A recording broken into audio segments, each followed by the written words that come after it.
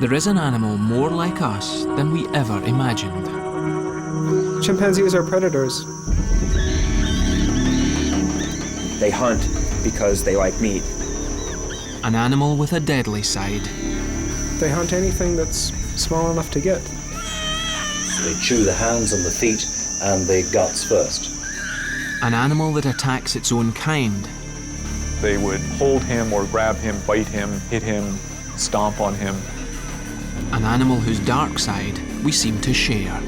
It was like watching a murderer.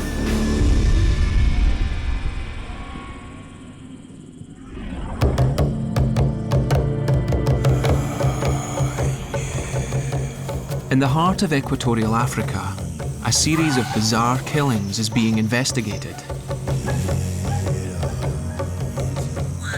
No one, not even the village elders, can recall a case quite like it. The chief suspect is not a person, but a chimpanzee.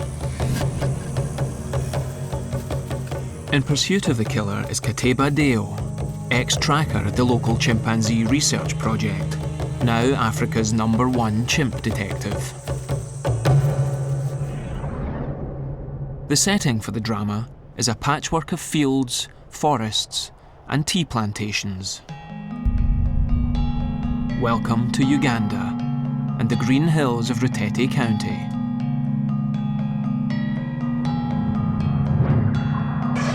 Squeezed between the Congo and Kenya, Uganda is home to some 26 million people and several thousand chimpanzees, two competing species. In the west of the country, where the human population is growing fastest, a conflict has flared.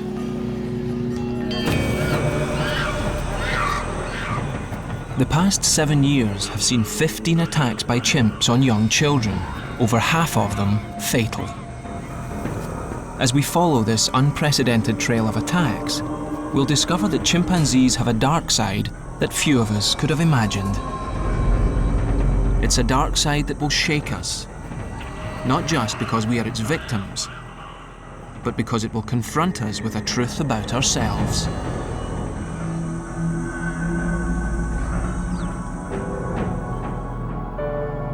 The very idea that chimps are killers seems contrary to almost everything we've learned about them.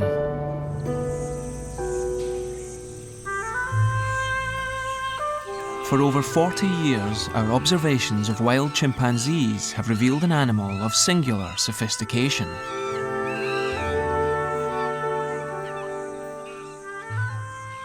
Look into a chimp's eyes, and an intelligent mind gazes back. An animal with thoughts, feelings, and a personality. Their bonds of friendship can last 50 years or more.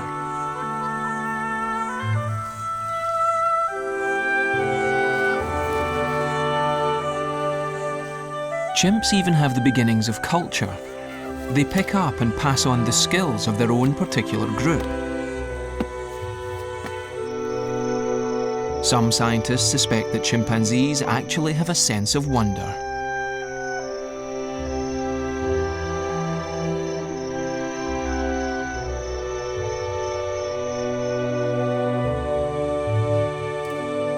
We shouldn't be too surprised. Chimpanzees are our nearest living relatives, more closely allied to us even than they are to gorillas. Around 99% of their DNA is still identical to ours. But of course, few of us will ever see them in the wild. Our impressions of chimpanzees are formed much closer to home. And it's their lighter side that has always charmed the crowds. With the youngsters, it's all fun and games. But as they grow older, a darker side can emerge.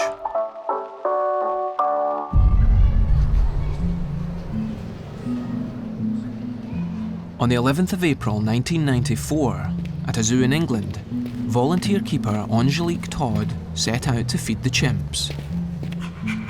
Among them was Buster, an adult male. I knew this chimp for 3 years. I had a quite good relationship with him.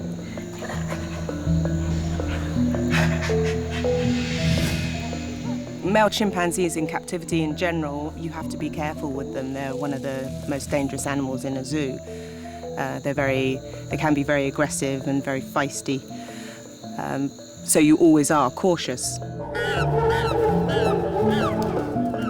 Though alone, Angelique felt safe. She'd worked here for several years and knew the routine. What she didn't know was that today, Buster was in a dangerous mood. A small gap under his cage would give him just enough room to strike.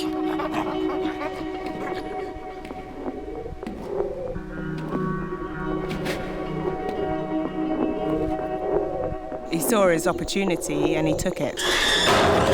These kind of events, you go in slow motion, you're in shock, you're trying to survive. First of all, I thought I could take off my coat and he could just get my coat. Then I tried obviously pulling my arm back and there was no point in doing that whatsoever. I couldn't provide any resistance. He was just so strong. It was pure survival. I was watching myself being eaten alive. The first thing that happened was he bit my thumb off, practically almost down to the first joint. Then my index finger, and then he was just working himself up my arm. Obviously all my arteries were severed. I lost a huge amount of muscle mass, almost all of it in fact. I still have tooth wounds on either side of my arm, but this is much, much improved. What was Buster playing at? I think what he wanted to do was just get hold of me. I think initially it was just, I can get hold of her, I can see a hole, there's a way that I can grab her, and that's what his initial reaction was. After he bit my thumb off and obviously all the blood started spurting out, then it became kind of like a feeding frenzy. I continued working at the zoo a little while after my accident also. It was felt that it was very important for me to go and see this chimp for counselling reasons. When I went back, he couldn't look at me in the face. He just had his head on the ground all the time. And whether one interprets that as remorse or that he knows that he did a bad thing, I don't know. Chimps like Buster have long since outgrown their playful charm. By the time they're 15 or 20 years old, they're 3 or 4 times as strong as the strongest man and capable of tremendous violence. Harvard zoologist Professor Richard Wrangham has been studying chimpanzees in the wild for over 30 years and knows better than most the Jekyll and Hyde nature of these complex creatures.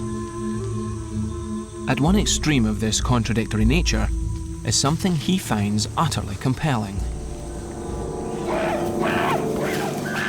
An extraordinary capacity for violence.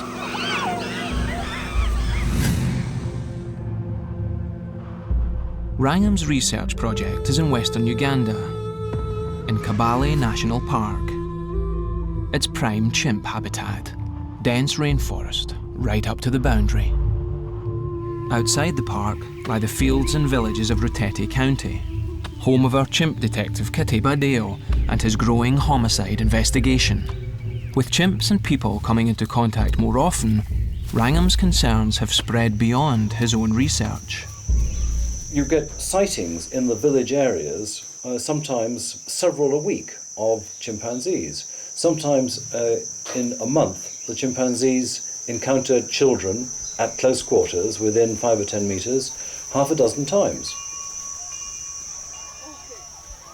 Along with a Ugandan colleague, Wrangham's research student Mike Wilson visited a local school to teach the kids about chimps.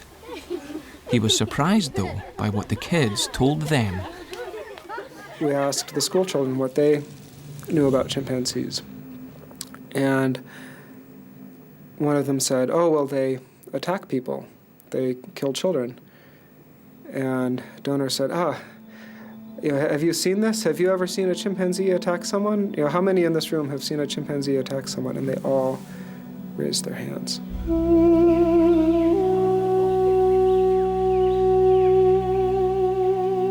A week later, they were proved right. Less than a mile away, a baby was seized and mauled. Another casualty in a string of attacks on village children. It had all begun 2.5 years earlier, when a similar attack proved fatal. The year was 1995. When we first had the reports of the killings, there was an alarm, both among the villagers and among ourselves, that this might be the chimps that we were working with. I hired one of my field assistants, Captivity, to move out into that area, which is actually where he lives, and to spend his days moving around, talking to people, finding out where the chimpanzee was.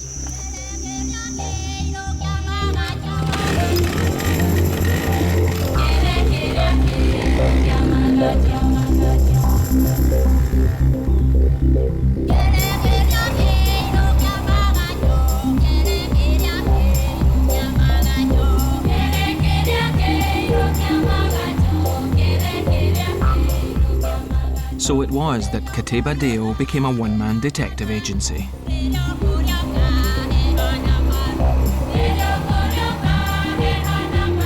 His beat was a 10-mile stretch of villages and plantations running along the west side of Kabale National Park, Uganda.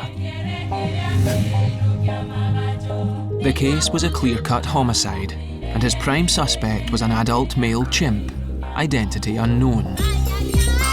Deo's mission was simple: find the killer. Researchers had already given the animal a name: Saddam. Who was this chimp? And why was he attacking children?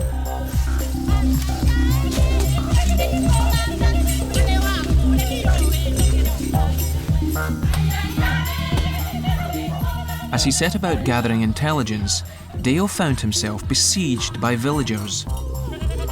It wasn't just children who'd been chased. Chickens, dogs, and even goats had also been attacked. The essential problem for a Saddam, these males, is that they are coming into contact with humans at an incredibly high rate. At first, no one knew if these attacks really were due to a single chimp. But as the cases multiplied, one thing did become clear. Sightings and encounters were centred on a handful of villages, up to 4 miles outside the park. It was a pattern that meant Wrangham's chimps, back in the forest, were off the suspect list. Deo's inquiries were leading him instead to a small group of so-called village chimps. Few in number, these chimps still live in the odd patches of forest left outside the park, surviving on a mixture of wild foods and whatever they can raid from the surrounding fields. They often would go to where people were making beer from bananas, and these banana boats, as they call them, where you get a pile of bananas, leads to a terrific food resource for chimpanzees. They also get drunk, and actually the drunkenness might contribute a little bit to some of the attacks that have been seen. Captivity got some good beer out of it.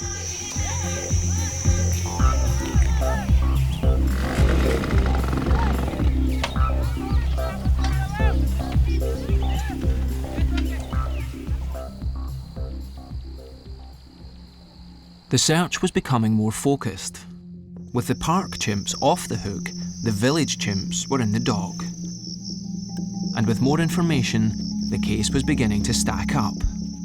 By early 1997, on the basis of eyewitness descriptions, footprints, and the concentration of attacks, Deo was confident that he was dealing with a single chimp. Saddam's profile was slowly sketching itself.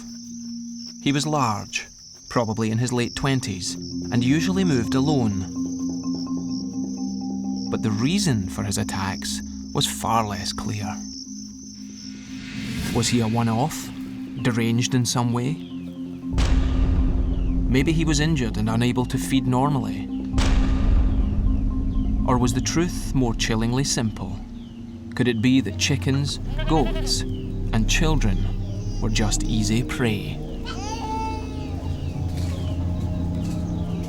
To find clues, we must leave the villages and head back to the forests. What is natural chimp behaviour? Given the choice, what do chimpanzees normally eat? When scientists first tracked them in the wild, the basics of their diet were plain to see. Ripe, sugary fruits, often finished off with a salad of young leaves. Lucky finds, like a log full of honey, make a tasty addition to the menu. A treat to be savoured. When it comes to protein, some groups of chimps have learned how to fish for termites and ants. But there's also another, much meatier source of protein that all chimps seem to relish. It's got to be pretty terrifying for a group of monkeys to see a group of chimps show up beneath them and sort of look up and get all excited and go up after them.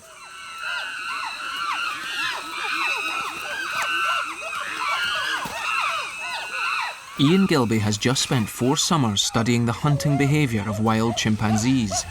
He's impressed with the risks they take to get fresh meat. The monkeys are really quite formidable. They have big canines, and an adult male colobus monkey can weigh up to 12 kilos. So they're quite a serious adversary.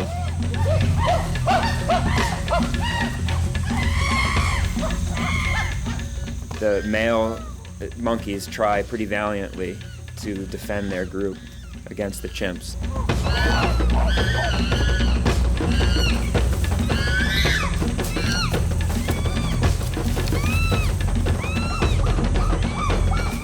It's not just the monkey's teeth the chimps have to watch for. It's a very risky thing in terms of risk of falling. The monkeys are obviously much smaller than the chimps are, and so they're bounding around up in the little branches in the tops of the trees, and the chimps are trying to go after them. And so sometimes branches break, and they try to make a jump that they can't do, and they can quite easily get injured. To the untrained eye, it looks like chaos. But there's method in all this madness.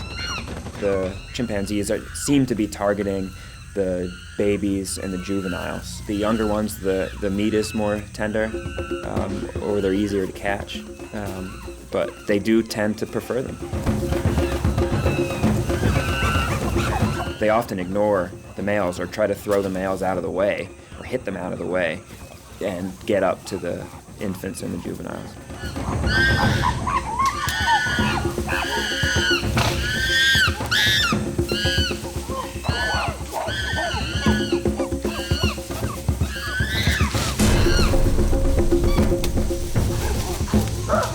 The hunter will grab a monkey and usually will immediately drop down out of the trees to avoid being mobbed and attacked by the monkeys. And the aftermath of a hunt is often very chaotic. There's a lot of screaming, there's lots of displays, it's very loud, it's pretty exciting to watch. Sometimes, the carcass gets torn in two, and then after a while it does settle down and you'll start having these little begging clusters. When the hunt is over, the meat fest can begin. Pride plays no part for the empty-handed chimps. They are on the scrounge.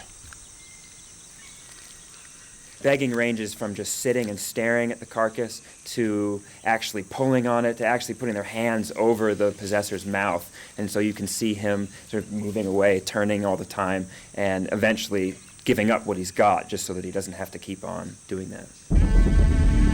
Scientists have long debated why chimps are such avid hunters. To Ian, it's very simple. They hunt because they like meat. A large group of chimps can consume up to a ton of monkey in a year. That's 1/10 of the colobus population.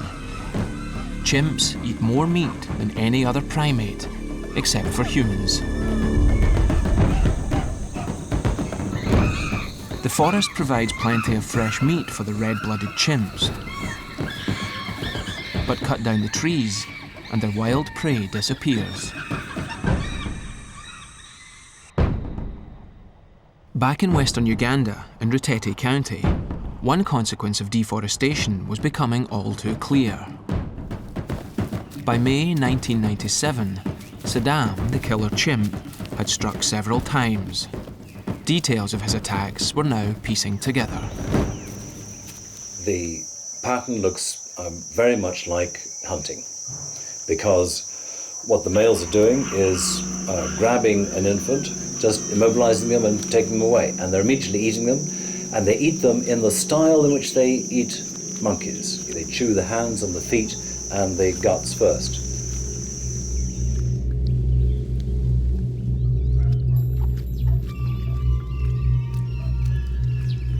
Saddam's attacks were getting bolder.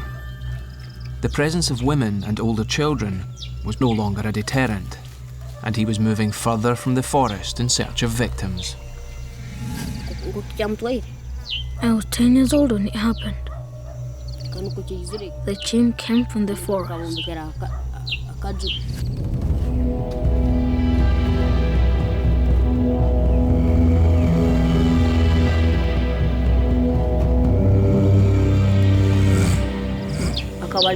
My sister was inside the house. My mother was sleeping. She was ill.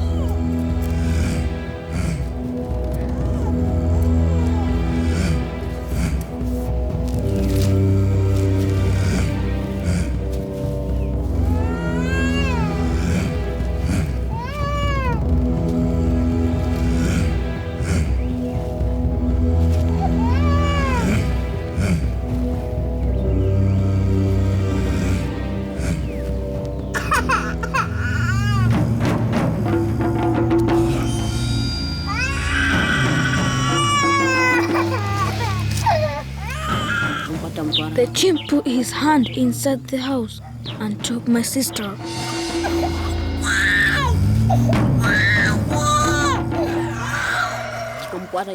I saw the chimp dragging my sister into the forest. I shouted, and the people came running with sticks and spears. They thought the chimp had killed my sister, but they chased it away and brought my sister back. The girl's injuries bore the classic hallmarks of a chimp attack: a bite to the head and a half-chewed limb.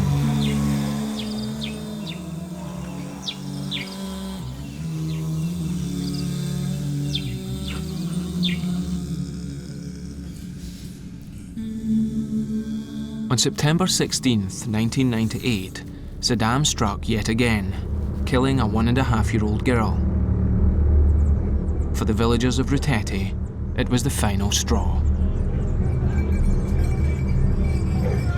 At dawn the following day, an angry mob set off into the forest. It was the hunt for Saddam, Uganda style.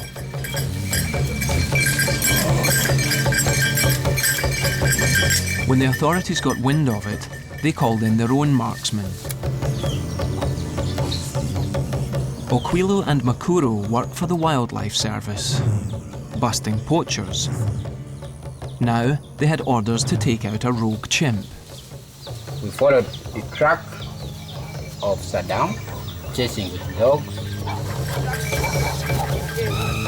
He was just running up and down, running up and down. Some people could try to throw some spears at Saddam, but they missed.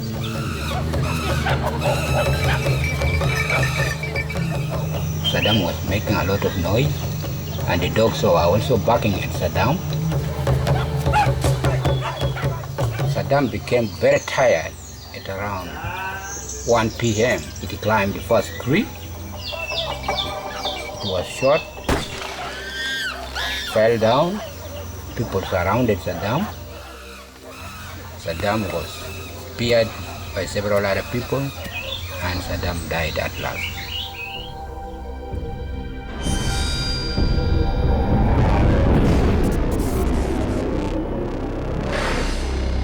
To the villagers' relief, Makuro's bullet had killed the chimp.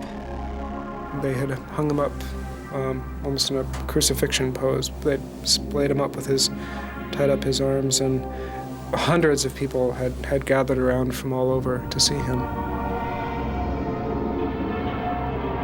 With the killer slain, Mike was keen to get his hands on the body. Had he in fact been sick or injured? What sort of a chimp was he?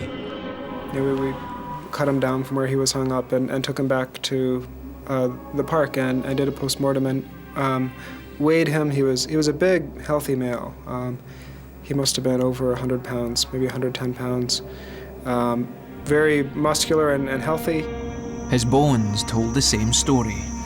Okay, well, here is Saddam, and the interesting thing about him, I mean, here's his skull. You see, here's where the shot went in and killed him, and he was a young male in pretty good condition. His teeth are not worn at all; they've still got all their ridges. And if you look in detail at all of his limb bones, you find no pathology at all. There's nothing that indicates he had any kind of disease. There was nothing in the postmortem that showed he had a problem. He was just a regular guy in difficult circumstances. He'd killed 4 children, but is it fair to condemn him? He's almost a victim. I mean, he was in his little strip of swamp forest. He hears the sound of crying. He just walks about 5 paces. He finds this little brown thing lying there and squeaking. It's unprotected from his point of view, and he grabs it and takes it back again. This is just like picking up a baby piglet or grabbing a monkey from somewhere, and he eats it. Well, at that point, what he's done is he's learned that these babies are available as a source of food. It was, from the villagers' point of view, a devastating discovery.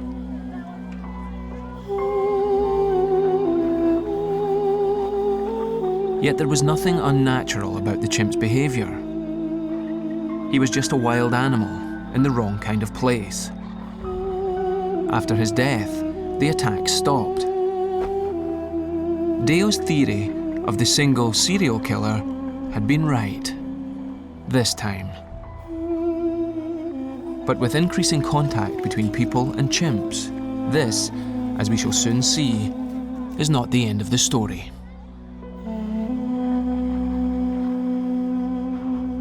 Terrible as Saddam's attacks had been, discoveries were being made only a few miles away, in the heart of Kibale National Park, which in their own way were more profoundly disturbing. Both Wrangham and other scientists working here were recording chimp attacks, not on people, but on each other. It's a sinister tale of extreme violence and of a gruesome brutality once thought to be unique to humans. It all began 30 years ago and 400 miles to the south at Gombe National Park in Tanzania.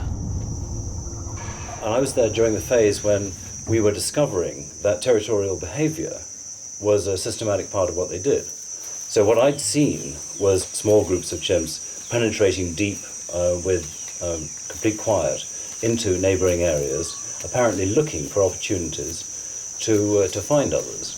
I was starting to write up my thesis, and then the news comes through, and it was sort of very striking and very sort of shocking, but in some ways it made sense in terms of the behaviour that we'd already seen.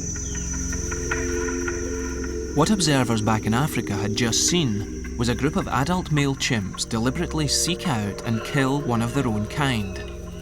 It was a pattern of behaviour that would soon become horrifyingly familiar to scientists. They called it lethal raiding.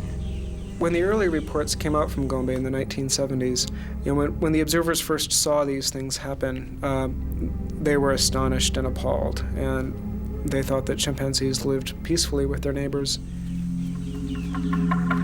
It had been exciting to discover that chimps, just like our earliest ancestors, also ate meat.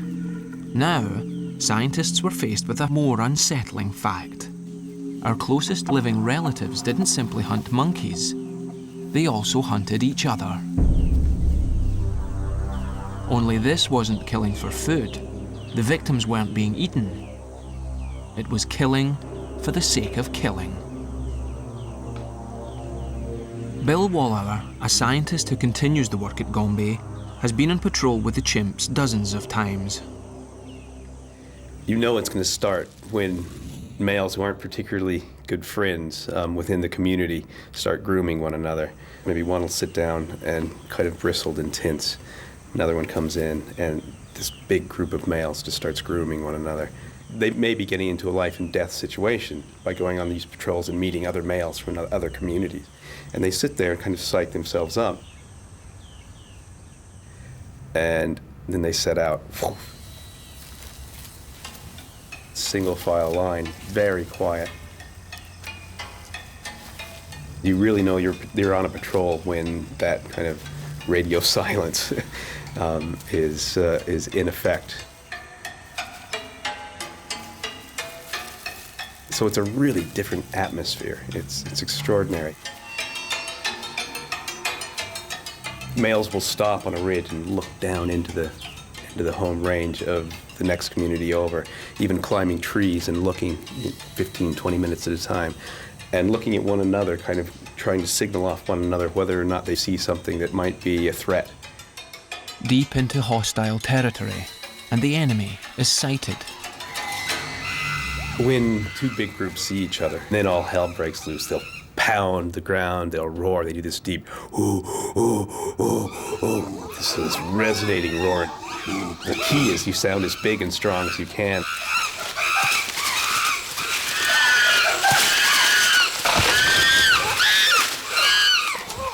The noise is impressive, but really it's just sound and fury. All gong, and no dinner. With many warriors on each side, it becomes a standoff. The risk of fighting is too high, and the smaller side retreats, giving ground. There's a kind of tradition in military history that you should seek at least a 3-to-1 advantage in battle before you begin. Who wants to start a fight if you don't think you're going to win it? Mike has discovered that male chimps also make a careful assessment of numbers before they attack. It takes 3 or 4 of them to safely kill a rival. Their ideal target is another male, on his own. The only time you actually see an attack is on those rare occasions that a patrol picks off one individual by himself. In August '98, Bill saw and filmed what happens when a raiding party catches a single stranger. They'd come to a valley called Nyasonga Valley and just walking very slowly.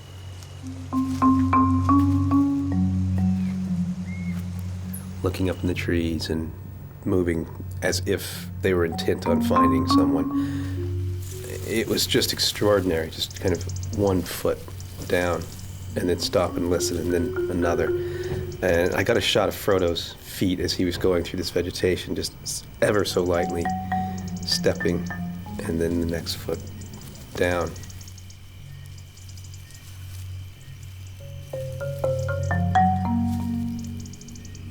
These patrols are extremely tense. I mean, you can almost smell the testosterone in the air.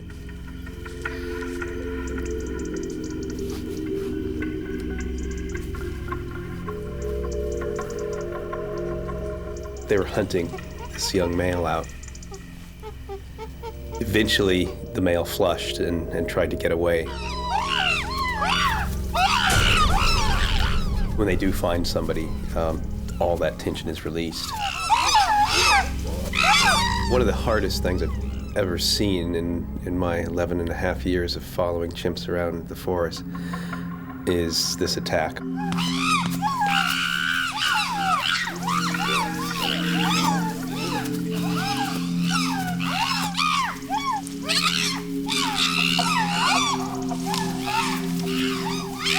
He was able to walk away, but when they finally did leave him, I suspect that that male wouldn't have been able to survive. It's impossible for me, for an emotional human being, not to feel so sorry for this young male. But from the chimp's point of view, they're simply defending their territory. I mean, it's what humans do all over the world and we're hearing about on the news every night. I mean, these males were simply defending their own territory from a rival. And they caught a young member of that community and and did what soldiers do.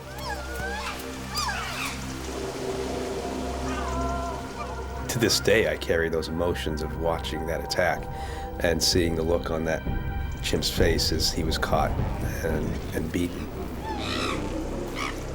Deliberately seeking out and killing members of rival groups was once thought to be uniquely human behaviour. Chimpanzees, however, shows that we're not alone.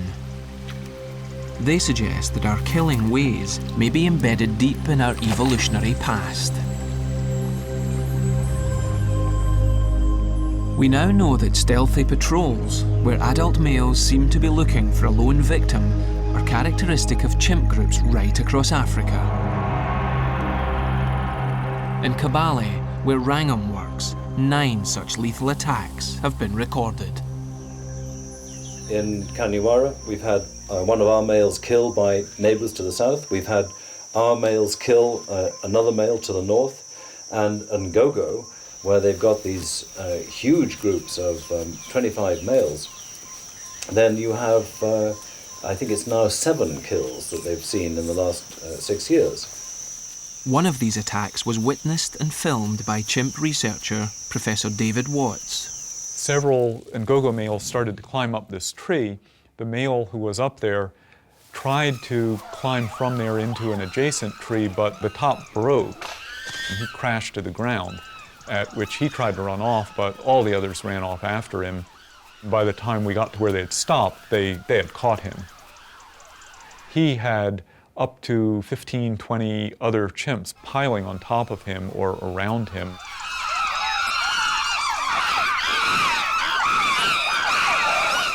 They had him pretty well completely immobilized. He really was not trying to fight back. He lay there and he screamed and gave these horrible cries. He had no chance to get away.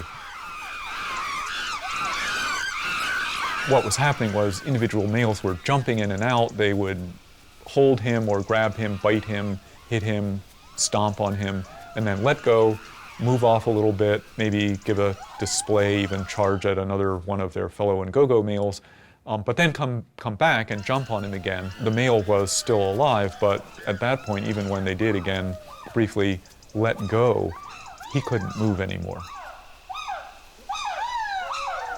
The last few draggings, beatings, and so on happened when he seemed to be dead already. But the whole thing was over within about not much more than 10 minutes. The brutality was staggering, yet nothing out of the ordinary among chimps. Well, his genitals were torn off, which is something that chimps often go for.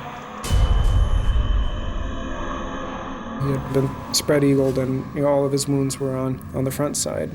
His throat was ripped out, his trachea was ripped off. The ground around him was trampled. The vegetation was all trampled, and so they'd clearly pinned him to the ground and beat him to death. No one knows how often attacks like this occur. Most killings go unseen. We have to accept that chimpanzees do things like this, and that it's not pleasant, but it's also, in a rather horrible way, it's quite fascinating. That doesn't mean I look for it or I am at all happy to see it happen, but I have to take advantage of the opportunity to try to document it. Among over 4,000 species of mammal, we know of only 2 where clans of kin-bonded males launch raids to kill their neighbours. If we can find out why chimps do it, we may just get a clue to why humans too are killers. As soon as you have chimps deliberately killing each other, then it's just one more way in which they're similar to humans. But of course it's a particularly fascinating way because people have for so long had the sort of intense questions about why people do these appalling things to each other. And obviously, as soon as you see chimpanzees doing it, it raises the possibility that there's something sort of more deeply biological about our behavior than people had normally been tending to think. Obviously, you're bound to start asking new questions. Could our inclination for group violence be something deep-seated that we share in common with our killing cousins? Why do outsiders, other groups, pose such a threat in the minds of both men and chimps? Why do we both have this them and us mentality? We identify some people as our friends, and we don't want to do anything bad to them, and we identify others as the enemy, and we regard them almost as a different species. This may be a special feature of the emotional systems of humans and chimpanzees. In both species, it's mostly the males who cause the mayhem, and they seem to enjoy it. There's quite a lot of evidence in humans that people under the conditions of wanting to be involved in war or warlike encounters get tremendous thrill out of killing the enemies.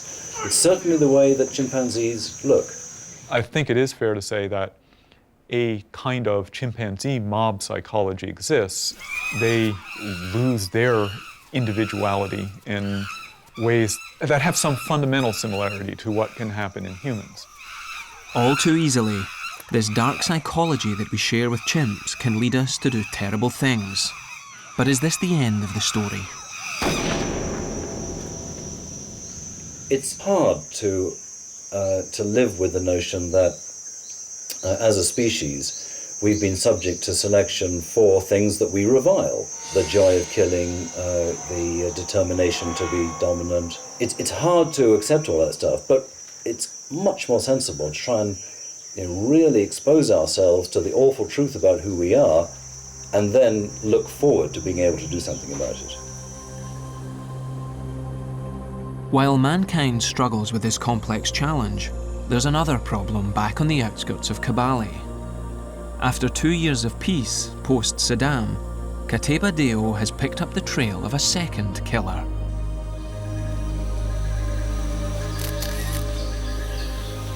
So far, it looks like all 3 of the latest attacks close to Lake Kafruka are the work of a single chimp. Known as Kiki, shorthand for Kafruka killer, eyewitnesses describe him as very large, with a distinctive grey back.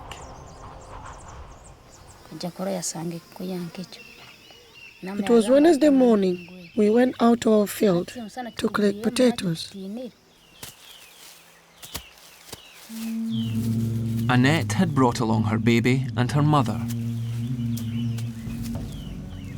Her field was close to a small patch of forest, Kiki's forest.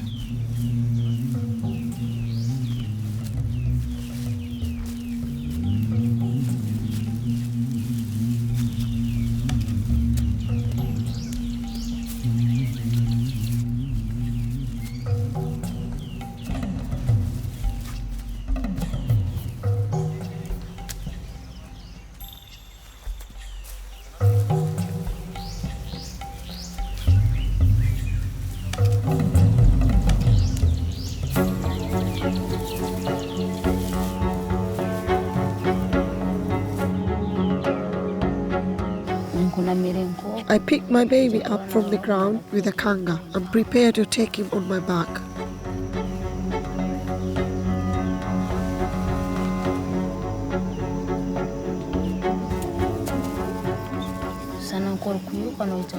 Then I looked behind and I saw a chimpanzee. So I started running. The chimpanzee was chasing me.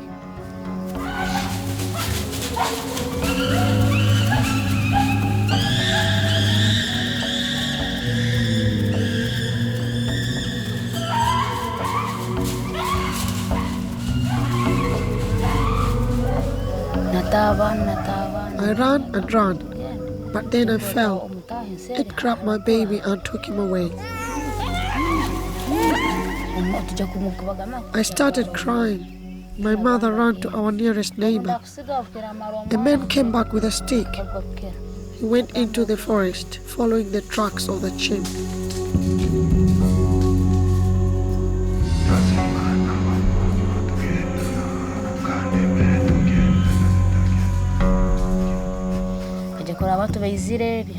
He found it. It was sitting on my baby, eating his face.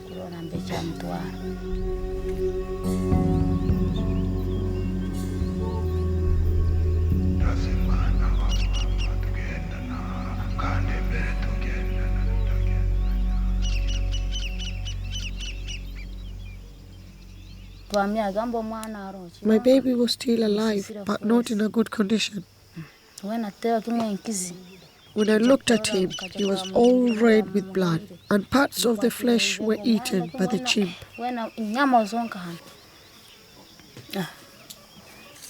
Baby Jackson died in hospital a week later.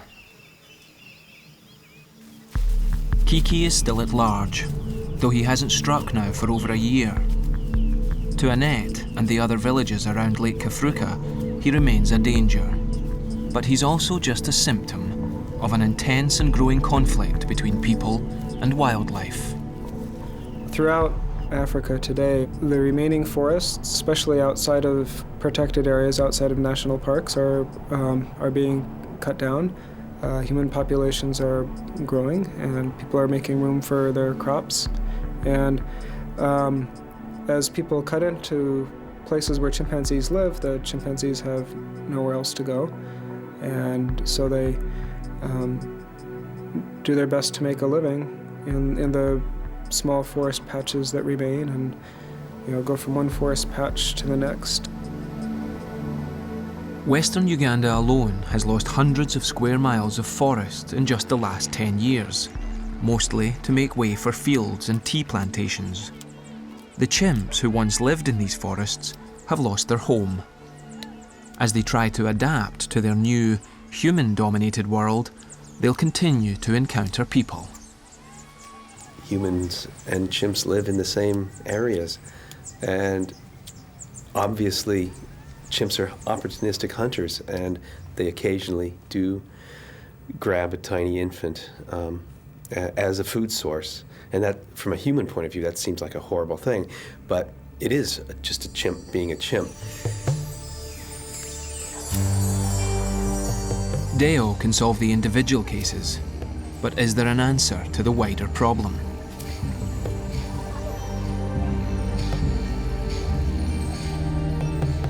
Elsewhere, ex-zookeeper Angelique now works in the wild, where she often sees chimps. I'm fascinated to see them. I want to see them. They should be respected, and we should conserve them as much as we can. I don't think they should be in captivity. As for Wrangham's chimps, still relatively safe within Kibale National Park, their lives will continue to be closely observed. The more we discover about chimpanzees, the more we seem to share in common. Both violent and both caring, the bad along with the good. Yet if by understanding their dark side we can better understand ourselves, then that's a stronger reason than ever to save and study them. In some ways it is rather galling to find that chimpanzees have these unpleasant characteristics. But there is a sense in which they make chimpanzees seem more human, because if they do something that is a little bit like making war, then that puts chimpanzees into the same sort of strange mixture that humans are. So my hope is that in talking about the violence, not only do we help learn something about humans, but in some strange way it humanizes chimpanzees and makes people care for them in a different and more informed way.